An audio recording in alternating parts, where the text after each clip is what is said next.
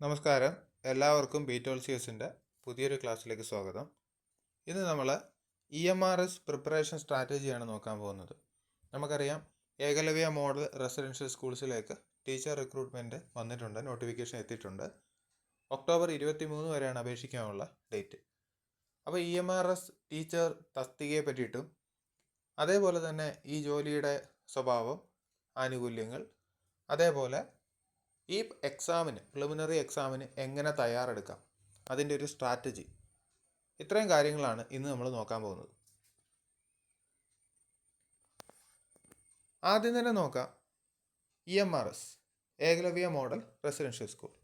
ഇത് കേന്ദ്ര സർക്കാരിൻ്റെ ട്രൈബൽ മിനിസ്ട്രിയുടെ കീഴിൽ വരുന്ന സ്കൂളുകളാണ്, റെസിഡൻഷ്യൽ സ്കൂളുകളാണ്. അതായത് കുട്ടികൾ ഈ സ്കൂളുകളിൽ താമസിച്ചുകൊണ്ട് പഠിക്കുന്ന രീതിയാണ്. ഈ സ്കൂളിലെ സ്ഥിര താമസക്കാരായിരിക്കും ഈ കുട്ടികൾ. അവരുടെ പഠനം കഴിയുന്നത് വരെ അവരവിടെയായിരിക്കും താമസിക്കുക. അവരോടൊപ്പം അധ്യാപകരും ആ സ്കൂളുകളിൽ തന്നെ താമസിക്കേണ്ടതാണ്. ഓക്കെ, അതാണ് ഇവിടുത്തെ രീതി. അതായത് ഒരു ഫുൾ ടൈം മോണിറ്ററിംഗ് ആണ്, ഒരു ഫുൾ ടൈം ഡ്യൂട്ടിയാണ് അധ്യാപകർക്ക് ഈ സ്കൂളുകളിൽ ഉള്ളത്. നമുക്കറിയാം, നവോദയ സ്കൂളുകളും EMRSും വളരെ സിമിലറാണ്. നവോദയ സ്കൂളുകൾ എല്ലാത്തരം കുട്ടികൾക്ക് വേണ്ടിയിട്ട് ഉള്ളതാണെങ്കിൽ EMRS ട്രൈബൽ കുട്ടികളെ ഫോക്കസ് ചെയ്തുള്ളതാണ്. ഇപ്പോൾ റിക്രൂട്ട്മെൻറ്റ് വന്നിട്ടുള്ളത് TGT, PGT എന്നീ 2 ടീച്ചിങ് തസ്തികൾക്ക് വേണ്ടിയിട്ടാണ്, ഫോർ ടീച്ചേഴ്സ്. അപ്പോൾ അതിലാദ്യം TGT നോക്കാം. ട്രെയിൻഡ് ഗ്രാജുവേറ്റ് ടീച്ചർ എന്നുള്ളതാണ്. ഇവിടെ കേരള PSCയിലൊക്കെ വരുമ്പോൾ തന്നെ HSA എന്ന് വിളിക്കുന്ന തസ്തികയ്ക്ക് തതുല്യം. പക്ഷേ ഇവിടെ ഒരു വ്യത്യാസമുണ്ട്. HSA ഹൈസ്കൂളിൽ പഠിപ്പിച്ചാൽ മതി, പക്ഷേ TGT അങ്ങനെയല്ല. TGT 6ാം ക്ലാസ് മുതൽ 10ാം ക്ലാസ് വരെയുള്ള കുട്ടികളെ പഠിപ്പിക്കേണ്ട ടീച്ചറാണ്. Okay, +1 +2 അധ്യാപകരാണ് PGT, post graduate teachers. അപ്പോൾ 6 മുതൽ 10 വരെ പഠിപ്പിക്കേണ്ടവരാണ് ആര്? TGT. ഇതാണ് ഇവ തമ്മിലുള്ള വ്യത്യാസം. ഈ 2 ടീച്ചേഴ്സ്, TGT ആണെങ്കിലും PGT ആണെങ്കിലും റെസിഡൻഷ്യൽ ടീച്ചേഴ്സ് തന്നെ ആയിരിക്കണം. ആ സ്കൂളിൽ തന്നെ താമസിക്കണം എന്നുള്ളത് നിർബന്ധമാണ്. ഓക്കെ, ഇനി നമുക്കിവിടെ പേ സ്കെയിൽ നോക്കാം. ട്രെയിൻഡ് ഗ്രാജുവേറ്റ് ടീച്ചറിൻ്റെ പേ സ്കെയിൽ 44,900 രൂപയിലാണ് ആരംഭിക്കുന്നത്. അതായത് നിങ്ങൾ ജോലിയിൽ കയറുമ്പോൾ നിങ്ങളുടെ അടിസ്ഥാന ശമ്പളമാണ് എന്ത്? 44,900. ഇപ്പം നിലവിലത്തെ കാൽക്കുലേഷനിൽ ഈ അടിസ്ഥാന ശമ്പളത്തിനൊപ്പം നിങ്ങൾക്ക് 60% DNS അലവൻസ് ലഭിക്കും. ഈ ബേസിക് പേയ്മെൻറ്റിൻ്റെ 60% DNS അലവൻസ് ലഭിക്കും. ഇതോടൊപ്പം തന്നെ EMRSൻ്റെ സ്പെഷ്യൽ പേ ആയിട്ട് ബേസിക് പേയ്മെൻറ്റിൻ്റെ 10% കൂടെ ലഭിക്കും. പിന്നീട് നിങ്ങൾക്ക് ട്രാവലിംഗ് അലവൻസ് ലഭിക്കും. ഓക്കെ, അപ്പോൾ ഇത്രയും അലവൻസുകളാണ് നിങ്ങൾക്ക് ലഭിക്കുക. പക്ഷേ നിങ്ങൾക്ക് HRA ഇല്ല, ഹൗസ് റെൻ്റ് അലവൻസ് ഇല്ല. കാരണം നിങ്ങളുടെ താമസം സൗജന്യമാണ്, സ്കൂളിനുള്ളിൽ തന്നെ സൗജന്യമാണ്, ഭക്ഷണവും സൗജന്യമാണ്. അതുകൊണ്ട് തന്നെ ഹൗസ് റെൻ്റ് അലവൻസ് ലഭിക്കുന്നില്ല. നിലവിൽ ഈ 44,900 രൂപ ബേസിക് പേയ്മെൻറ്റ് പ്ലസ് ഇതിൻ്റെ 60% തുക DA ആയിട്ട് ലഭിക്കും. അതിൻ്റെ കൂടെ ഏകദേശം 3,000 രൂപയോളം ട്രാവലിംഗ് അലവൻസ് ആയിട്ടും ലഭിക്കും. പിന്നെ 10% തുക, അതായത് 44,900-ൻ്റെ 4,490 രൂപ സ്പെഷ്യൽ പേ. ഇതെല്ലാം കൂടെ ഗ്രോസ് പേ ഒരു 80,000 രൂപയ്ക്ക് മുകളിലേക്ക് പോകും. ഒരു 75,000 രൂപയോളം ഇൻ ഹാൻഡ് സാലറി ലഭിക്കുന്നതാണ്. ഓക്കെ, അപ്പോൾ ജോലിക്ക് കയറുന്ന സമയത്ത് തന്നെ ഒരു 75,000 രൂപയോളം ഇൻ ഹാൻഡ് സാലറി കിട്ടും. എന്നാൽ PGTയിലേക്ക് ചെല്ലുമ്പോൾ ചെറിയ വ്യത്യാസം ഉണ്ടാവും. 44,900-ന് പകരം സ്റ്റാർട്ടിംഗ് സാലറി 47,600 അതുകൊണ്ട് തന്നെ ഒരു പോസ്റ്റ് ഗ്രാജുവേറ്റ് ടീച്ചറിന് ഇൻ ഹാൻഡ് സാലറി ഒരു 80,000 രൂപയോളം അടുപ്പിച്ച് ലഭിക്കുന്നതാണ് സ്റ്റാർട്ടിങ്ങിൽ തന്നെ. ആ ഒരു ചെറിയ വ്യത്യാസം മാത്രമേ TGTയും PGTയുമായിട്ടുള്ളൂ. ഓക്കെ, അതാണ് മനസ്സിലാക്കേണ്ടത്, വലിയ വ്യത്യാസങ്ങളില്ല. പിന്നെ എപ്പോഴാണ് ഇതിനൊരു മാറ്റം വരുന്നത്? ഈ സാലറി ആദ്യത്തെ വീഡിയോയിൽ ഞാൻ പറഞ്ഞിരുന്നു 1 ലക്ഷത്തിന് മുകളിൽ സാലറി കിട്ടുമെന്ന്. അതെങ്ങനെയാണ് പ്രാവർത്തികമാകുന്നത് നോക്കാം. അടുത്ത വർഷം 2026 ജനുവരിയിൽ കേന്ദ്രത്തിൽ പുതിയ ശമ്പള പരിഷ്കരണം വരികയാണ്. അപ്പോൾ അത് വരുമ്പോൾ ഈ സ്കെയിൽ ഫുള്ള് മാറും. പുതിയ ശമ്പള പരിഷ്കരണ പ്രകാരം ഫിറ്റ്മെൻറ്റ് ഫാക്ടർ 1.90 മുതൽ 2.87 വരെയുള്ള ഏതുമാവാം. അതായത് നിലവിലുള്ള ശമ്പളം മിനിമം 90% വർദ്ധിക്കാം. ഓക്കെ, മിനിമം 90% വർദ്ധിക്കാം. അതനുസരിച്ച് നമ്മൾ നോക്കിക്കഴിഞ്ഞാൽ ഈ ടി ജി ടിയുടെ ബേസിക് പേയ്മെൻ്റ് ആയിട്ടുള്ള 44,900, പി ജി ടിയുടെ ബേസിക് പേയ്മെൻ്റ് ആയിട്ടുള്ള 47,600 എന്നിവ ഇവയുടെ 90% വർധനവിലേക്ക് പോകും. ഓക്കെ, അപ്പോൾ ഏകദേശം ഒരു 80,000 85,000 ആ റേഞ്ചിലേക്കാണ് ടി ജി ടിയും പി ജി ടിയും അടിസ്ഥാന ശമ്പളം പോകുന്നത്. പിന്നീട് ഡിയർനെസ് അലവൻസ് കാണില്ല, ഡി എ കാണില്ല. പക്ഷേ എന്തുണ്ടാവും, നമ്മുടെ ട്രാവലിംഗ് അലവൻസ് നമുക്ക് ലഭിക്കും. പിന്നീട് ഓരോ 6 മാസം കൂടുമ്പോഴും പ്രഖ്യാപിക്കുന്ന ഡി എ നമുക്ക് ലഭിക്കും. അങ്ങനെയുള്ള കാര്യങ്ങളൊക്കെ കിട്ടുന്നതാണ്. EMRSൻ്റെ സ്പെഷ്യൽ പേയും ആനുപാതികമായിട്ട് വർദ്ധിക്കും. സോ ഏറ്റവും മിനിമം റേറ്റിൽ ശമ്പളം ഉയർന്നാൽ തന്നെ നിങ്ങളുടെ ഗ്രോസ് പേയ്മെൻറ്റ് 1,00,000 രൂപയിലേക്ക് എത്തും. ഓക്കെ, അതാണ് മനസ്സിലാക്കേണ്ടത്. എന്നാൽ നമ്മൾ പ്രതീക്ഷിക്കുന്ന ഏറ്റവും മികച്ച ലെവൽ, അതായത് 2.87, ഇപ്പോൾ ഉള്ളതിൻ്റെ 2.87 മടങ്ങിലോട്ട് ബേസിക് പേയ്മെൻറ്റ് മാറിക്കഴിഞ്ഞാൽ നിങ്ങളുടെ ഗ്രോസ് പേയ്മെൻറ്റ് 1,50,000 രൂപയ്ക്ക് അടുത്തേക്ക് നീങ്ങുന്നതാണ്. അപ്പോൾ അതുകൊണ്ട് നമ്മൾ എന്തായാലും ഈ പരീക്ഷ എഴുതി ജോലിക്ക് കയറുമ്പോൾ ആ സമയമാവും. ഏതാണ്ട് നമ്മുടെ 2 ഘട്ട പരീക്ഷയും കഴിഞ്ഞ് 2026 ഒരു മെയ് ജൂൺ സമയത്തേക്കായിരിക്കും അധ്യാപകരെ നിയമിച്ചു തുടങ്ങുക. ആ സമയമാകുമ്പോഴത്തേന് ഈ പരിഷ്കരണങ്ങളൊക്കെ നിലവിൽ വരികയും എന്തായാലും മിനിമം 1,00,000 രൂപ ശമ്പളം എന്നുള്ളത് ഗ്യാരൻറ്റീഡ് ആണ്. ഓക്കെ, ഇനി ഈ ശമ്പളത്തിന് പുറമേ നമുക്ക് എന്തൊക്കെ ലഭിക്കും? ശമ്പളത്തിന് പുറമേ നമുക്ക് മെഡിക്കൽ ഇൻഷുറൻസ് ഉണ്ട്, സൗജന്യ മെഡിക്കൽ ഇൻഷുറൻസ് ഉണ്ട്. നമ്മുടെ കയ്യിൽ നിന്ന്, നമ്മുടെ സാലറിയിൽ നിന്നും കട്ട് ചെയ്യാതെ തന്നെ സൗജന്യ മെഡിക്കൽ ഇൻഷുറൻസ് നമുക്ക് ലഭിക്കുന്നതാണ്. പിന്നെ പെൻഷൻ സ്കീം, ഇപ്പോൾ UPS പെൻഷൻ സ്കീമാണ് നിലവിലുള്ളത്. ഇപ്പോൾ കേരള സർക്കാരിലാണെങ്കിൽ 10% നമ്മുടെ ഭാഗത്തു നിന്ന് കോൺട്രിബ്യൂഷൻ പോകുമ്പോൾ 10% ഗവൺമെൻറ്റിൻ്റെ ഭാഗത്തു നിന്ന് കോൺട്രിബ്യൂഷൻ വരുന്ന രീതിയാണ്. പക്ഷേ കേന്ദ്രത്തിൽ അങ്ങനെയല്ല, 10% നമ്മുടെ ഭാഗത്തു നിന്ന് കോൺട്രിബ്യൂഷൻ പോകുമ്പോൾ 18% സർക്കാർ നമുക്ക് വേണ്ടി കോൺട്രിബ്യൂട്ട് ചെയ്യുന്നത്. സോ അങ്ങനെ ഒരു കൂടുതൽ മെച്ചപ്പെട്ട ഒരു പെൻഷൻ സ്കീമും നമുക്കവിടെ ലഭിക്കും. പിന്നീട് കുട്ടികളുടെ വിദ്യാഭ്യാസത്തിന് വേണ്ട ആനുകൂല്യങ്ങൾ, അതായത് ഫിനാൻഷ്യൽ സപ്പോർട്ട് നമുക്ക് ലഭിക്കുന്നതാണ്.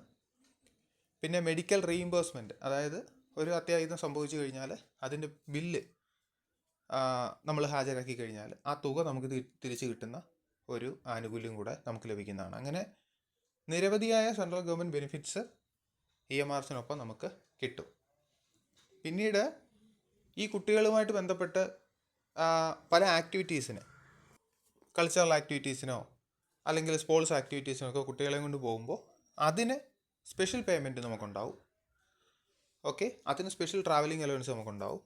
അതേപോലെ തന്നെ മറ്റ് ഓരോ അഡീഷണൽ ചാർജിനും നമുക്ക് എക്സ്ട്രാ പേയ്മെൻറ്റ് ലഭിക്കുന്നതാണ്. അതായത് നമുക്ക് ഈ ക്വസ്റ്റ്യൻ പേപ്പർ ഇവാലുവേഷൻ പോലുള്ള കാര്യങ്ങൾക്ക് വരെയും, ആൻസർ ഷീറ്റ് ഇവാലുവേഷൻ പോലുള്ള കാര്യങ്ങൾക്ക് വരെയും നമുക്ക് പേയ്മെൻറ്റ് ലഭിക്കും. അപ്പോൾ ക്യാഷ് എന്ന രീതിയിൽ നിങ്ങൾ നോക്കുകയാണെങ്കിൽ, അല്ലെങ്കിൽ ബെനിഫിറ്റ്സ് എന്ന രീതിയിൽ നിങ്ങൾ നോക്കുകയാണെങ്കിൽ, നിങ്ങൾ ഈ ജോലിയിൽ കയറുമ്പോൾ കംപ്ലീറ്റ്ലി കവേർഡായി, കംപ്ലീറ്റ്ലി സെക്യൂർഡായി.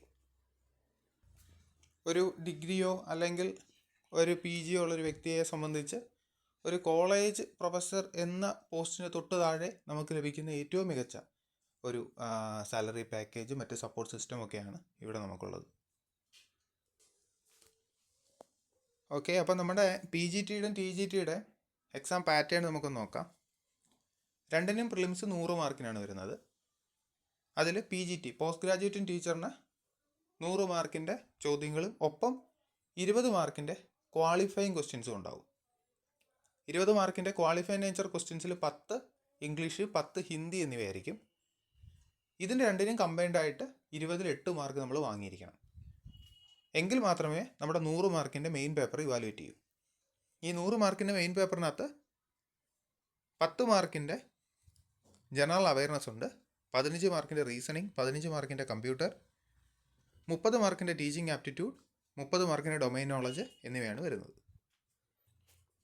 ഈ പരീക്ഷ എഴുതാൻ 2.5 മണിക്കൂറാണ് നമുക്ക് കിട്ടുന്നത്. പേപ്പറിൽ OMR കറപ്പിക്കുന്ന ടൈപ്പ് എക്സാമാണ്. ഓൺലൈൻ എക്സാമും അല്ല, റിട്ടേൺ എക്സാമും അല്ല, നോർമൽ കേരള PSC പോലെ OMR എക്സാമാണ്. ഇത് നമ്മൾ TGTയിലേക്ക് വരുമ്പോൾ TGTയിലും സെയിം കാര്യങ്ങൾ തന്നെയാണ്. പക്ഷേ 20 മാർക്കിൻ്റെ ക്വാളിഫയിങ് പേപ്പറിന് പകരം 30 മാർക്കിൻ്റെ ക്വാളിഫയിങ് പേപ്പറാണ്. ഇംഗ്ലീഷിനും ഹിന്ദിക്കും പുറമെ മലയാളം കൂടെ വരും. 30-ൽ 12 വാങ്ങിയാൽ മതിയാവും. ഓക്കെ, പിന്നെ ഈ പ്രിലിമിനറി എക്സാം നെഗറ്റീവ് മാർക്കുണ്ട്. കേരള PSC പോലെ ഒരു ആൻസർ തെറ്റിച്ചാൽ 3 മാർക്ക് നഷ്ടപ്പെടും. നിങ്ങൾ 3 ആൻസർ തെറ്റിച്ച് കഴിഞ്ഞാൽ നിങ്ങൾക്ക് 1 മാർക്ക് നഷ്ടപ്പെടും. അതാണ് ചിന്തിക്കേണ്ടത്. ഇനി എങ്ങനെ തയ്യാറെടുക്കാം? ഓക്കെ, നമുക്ക് അറിയാം പ്രിലിംസിൽ എന്തൊക്കെയാണ് വരുന്നത് എന്നുള്ളത് നമുക്ക് മനസ്സിലായി. ഇനി എങ്ങനെ തയ്യാറെടുക്കുക എന്നുള്ളത് നോക്കാം. ഇപ്പോൾ TGTക്കും PGTക്കും സെപ്പറേറ്റ് തയ്യാറെടുപ്പ് നമുക്ക് വേണ്ട. രണ്ടും ഒരേപോലെ അങ്ങ് പ്രിപ്പയർ ചെയ്താൽ മതിയാവും. ഓക്കെ, പ്രിലിംസ് ഒരേപോലെ അങ്ങ് പ്രിപ്പയർ ചെയ്താൽ മതി. കാര്യം രണ്ടിലും കോമൺ കാര്യങ്ങൾ തന്നെയാണല്ലോ സിലബസിലുള്ളത്. അപ്പോൾ അതുകൊണ്ട് നമുക്ക് കോമൺ ആയിട്ട് തന്നെ അങ്ങ് പ്രിപ്പയർ ചെയ്താൽ മതി. പിന്നെ TGT നോക്കുന്നവർ മലയാളം കൂടെ ഒന്ന് ശ്രദ്ധിക്കണം എന്ന് മാത്രം. അപ്പോൾ നമുക്ക് നോക്കാം എന്തൊക്കെയാണ് വരുന്നതെന്ന്. ഫസ്റ്റ് പാർട്ട് ജനറൽ അവയർനെസ് 10 മാർക്കാണ്. അവർ 5 മാർക്ക് GKയും 5 മാർക്ക് കറണ്ട് അഫയേഴ്സുമാണ് വരുന്നത്. അപ്പോൾ കോമൺലി നമുക്ക് പാറ്റേൺസ് നോക്കിയാൽ മനസ്സിലാവും. സെൻട്രൽ ഗവൺമെൻറ് നടത്തുന്ന എക്സാംസിന്, പ്രത്യേകിച്ച് ടീച്ചിങ്ങുമായിട്ട് ബന്ധപ്പെട്ട് വരുന്ന എക്സാംസിന് 5 മാർക്കിൻ്റെ GK എന്ന് പറയുന്നത് നമ്മുടെ സാധാരണ ക്ലാസിക്കലായിട്ട് നമുക്കറിയാവുന്ന സ്റ്റാറ്റിക് GKകളുണ്ടല്ലോ, ആ വക കാര്യങ്ങളായിരിക്കും. ഹിസ്റ്ററി ആണെങ്കിൽ ട്രഡീഷണൽ ആയിട്ടുള്ള എന്തെങ്കിലും യുദ്ധങ്ങളെ സംബന്ധിച്ചിട്ടുള്ളത്.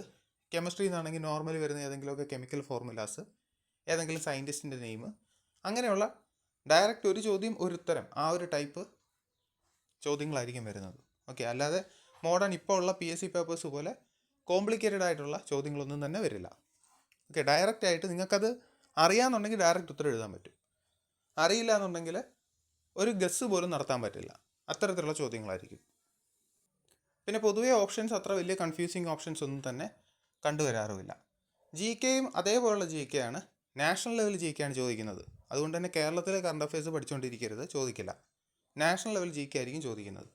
അതായത് പ്രധാനപ്പെട്ട തസ്തികകളിൽ വരുന്ന മാറ്റം, ഇപ്പോൾ പ്രസിഡൻറ്റ്, പ്രൈം മിനിസ്റ്റർ, മറ്റ് മന്ത്രിമാർ, വൈസ് പ്രസിഡൻറ്റ്, അങ്ങനെ പ്രധാനപ്പെട്ട തസ്തികകളിൽ വരുന്ന മാറ്റങ്ങൾ, പ്രധാനപ്പെട്ട എന്തെങ്കിലും ഇവൻറ്റുകൾ, ആഘോഷങ്ങൾ, അവാർഡുകൾ, ഇതുമായിട്ടൊക്കെ ബന്ധപ്പെട്ട ചോദ്യങ്ങളായിരിക്കും കറണ്ട് അഫയേഴ്സിൽ ചോദിക്കുക.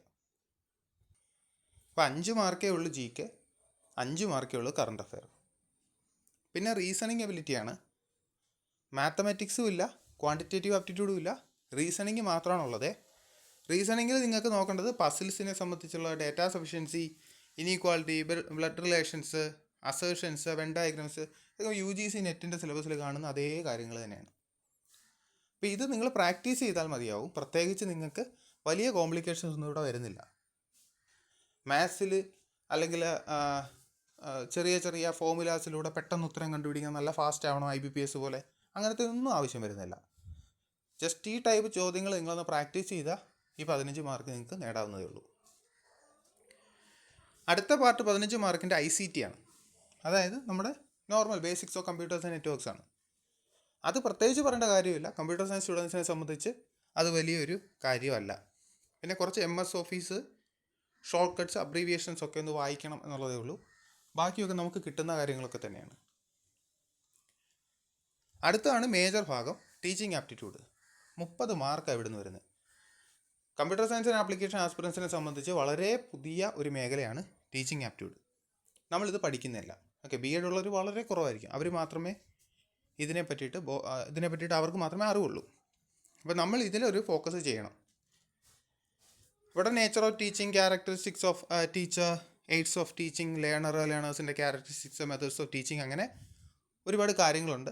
അത്ര വലിയ ഡീപ്പായിട്ടൊന്നും പോകേണ്ട കാര്യമില്ല. ഓക്കെ, ഒരു ബേസിക് ലെവലിൽ അണ്ടർസ്റ്റാൻഡ് ചെയ്താൽ തന്നെ നമുക്ക് എഴുതാൻ പറ്റും. അത്ര വലിയൊരു അത്ര ഡീപ്പായിട്ട് നിങ്ങൾ ചിന്തിച്ച് ടെൻഷൻ ആവേണ്ട കാര്യമുണ്ടെന്ന് തോന്നുന്നില്ല. കാര്യം പ്രിലിംസ് ഒരു ക്വാളിഫൈഡ് നേച്ചർ എക്സാമാണ്. സോ ക്വാളിഫൈ ചെയ്യാൻ അത്യാവശ്യം നോളജ് ഉണ്ടാക്കിയാൽ മതി. കാരണം നമ്മൾ കോമ്പീറ്റ് ചെയ്യുന്ന കമ്പ്യൂട്ടർ സയൻസ് സ്റ്റുഡൻസിനോട് തന്നെ ആണല്ലോ. ഇപ്പോൾ എല്ലാവരും നമ്മളെ പോലൊക്കെ തന്നെയാണ്. അല്ലാതെ 99% BEd പഠിച്ച ആൾക്കാരും 1% BEd അറിയാത്ത നമ്മളും എന്നല്ല. ഓക്കെ, നമ്മളെല്ലാവരും ഒരേപോലെ തന്നെയാണ്. അപ്പോൾ അത്യാവശ്യ കാര്യങ്ങൾ അവിടെ പഠിച്ച ചില തിയറംസ് ഉണ്ട്, ചില ഫൈൻഡിങ്സ് നടത്തിയ സയൻറ്റിസ്റ്റിൻ്റെ നെയിമുണ്ട്, അങ്ങനെ ചില ഒബ്സർവേഷൻസ് ഉണ്ട്. അതൊക്കെ അത്യാവശ്യം ഒന്ന് അറിഞ്ഞു വെച്ചിരുന്നേ കുറച്ചൊക്കെ നമുക്ക് സ്കോർ ചെയ്യാൻ പറ്റും.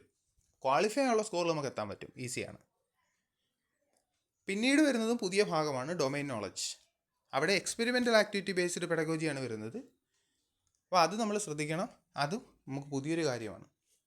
ഓക്കെ, 20 മാർക്ക് അവിടെ നിന്ന് വരും. 10 mark national education policy. National education policy നമുക്ക് നെറ്റിൽ അവൈലബിൾ ആണ്, റിസോഴ്സസ് ഇഷ്ടം പോലെ കിട്ടും. അവിടുന്ന് 10 മാർക്ക് അതൊന്ന് കാണാതെ പഠിച്ചാൽ എഴുതാവുന്ന കാര്യമുള്ളൂ. പക്ഷേ 30 മാർക്ക് ടീച്ചിങ് ആപ്റ്റിറ്റ്യൂഡ്, 20 മാർക്കിൻ്റെ എക്സ്പെരിമെൻ്റൽ ആക്ടിവിറ്റി, ആ ഭാഗങ്ങൾ നമ്മൾ ശ്രദ്ധിക്കണം. അതാണ് ഇവിടെ ഏറ്റവും ഡിസിസീവ് ആവുന്നത്. ഓക്കെ, ഇത്രയും കാര്യങ്ങളാണ് നമ്മുടെ ആ ഒരു പ്രിലിമിനറിയുടെ കോർ പേപ്പർ. അപ്പോൾ ഇതിൽ നിന്ന് തന്നെ നിങ്ങൾക്ക് മനസ്സിലായി കാണും എവിടെയാണ് ഫോക്കസ് ചെയ്യേണ്ടതെന്ന്.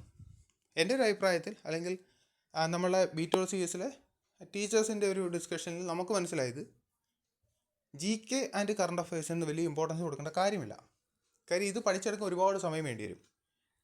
ആകെ 5-10 മാർക്കേ ഇതിനകത്തുള്ളൂ. അതാണ് നമ്മൾ ഓർക്കേണ്ടത്.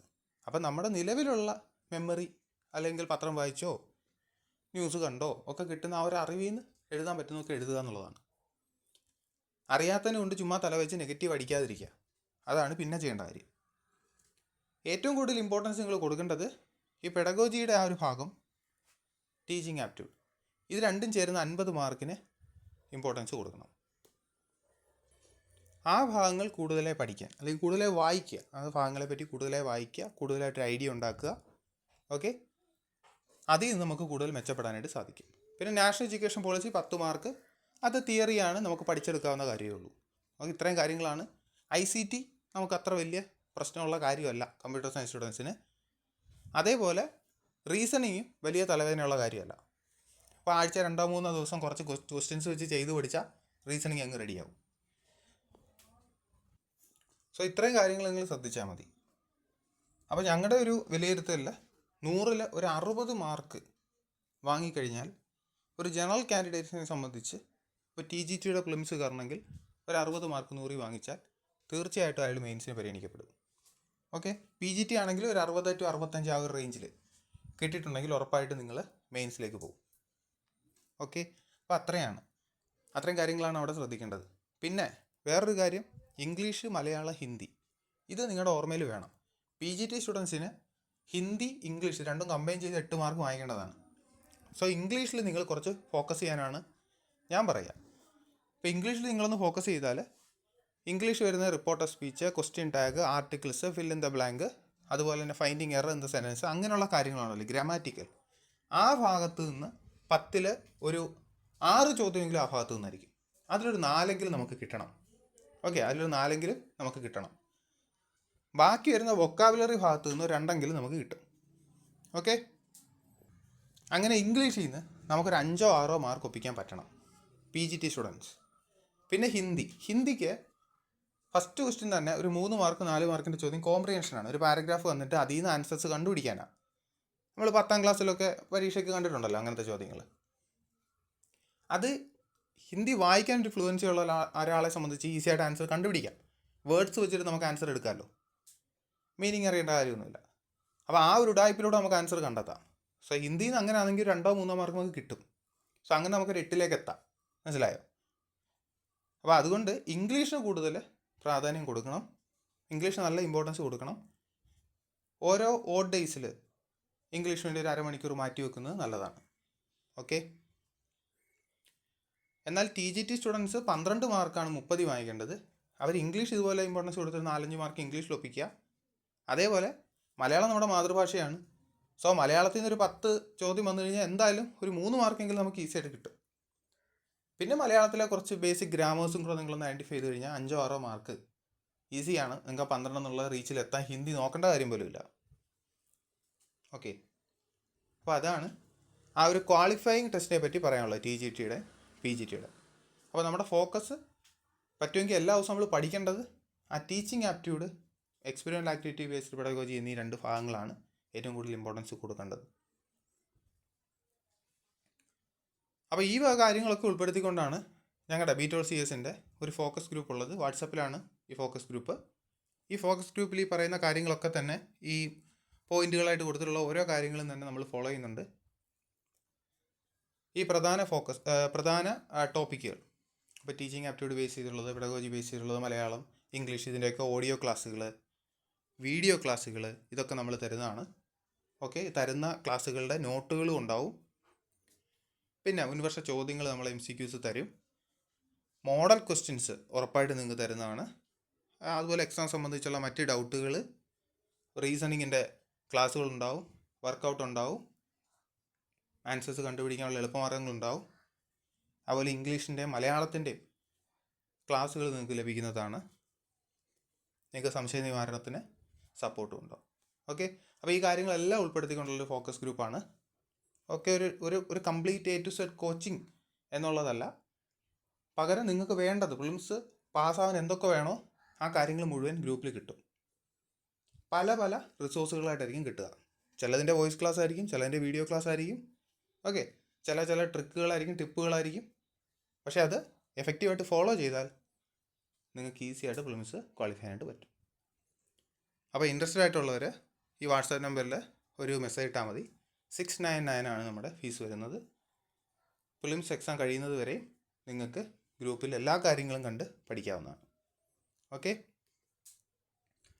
അതേപോലെ കേരള PSCയുടെ ജൂനിയർ ഇൻസ്ട്രക്ടർ ICT തസ്തികയിലോട്ടും നമുക്ക് കോച്ചിങ് നൽകുന്നുണ്ട്. അത് കംപ്ലീറ്റ് കോച്ചിങ് ക്ലാസ്സുകളാണ് നൽകുന്നത്. ഒപ്പം അതിൻ്റെ നോട്ട്സ്, എക്സാംസ്, അങ്ങനെയുള്ള മറ്റ് സപ്പോർട്ട് കാര്യങ്ങളെല്ലാം തന്നെ ഉണ്ടാവും. അതിന് 1999 ആണ് നമ്മുടെ ഫീസ്. നമുക്കിപ്പം പൂജ ഹോളിഡേയ്സിൻ്റെ ഓഫറാണ്, 1999 ആണ്. അപ്പോൾ അത് ആഗ്രഹമുള്ളവർ, അതിന് പ്രിപ്പയർ ചെയ്യുന്നവർ ഈ നമ്പറിൽ കോൺടാക്റ്റ് ചെയ്താൽ മതി. ഓക്കെ, അവിടെ നമ്മളൊരു ക്വസ്റ്റ്യൻ ബാങ്കൊക്കെ പർച്ചേസ് ചെയ്യുന്നവർ കൊടുക്കുന്നുണ്ട്, ഒരു ഓൺലൈൻ ക്വസ്റ്റ്യൻ ബാങ്ക് കൊടുക്കുന്നുണ്ട്. അപ്പോൾ അത് നിങ്ങൾക്ക് യൂസ്ഫുൾ ആയിരിക്കും. അപ്പോൾ PSC ഫോക്കസ് ചെയ്യുന്നവർ, ജൂനിയർ ഇൻസ്ട്രക്ടർ പഠിക്കുന്നവർ അത് ചെക്കൗട്ട് ചെയ്യുക. EMRS ഫോക്കസ് ചെയ്യുന്നവർ നമ്മുടെ ഫോക്കസ് ഗ്രൂപ്പിലേക്ക് എത്തുക. നമുക്കെല്ലാവർക്കും കൂടെ ഒരുമിച്ച് പഠിക്കാം. Okay, thank you.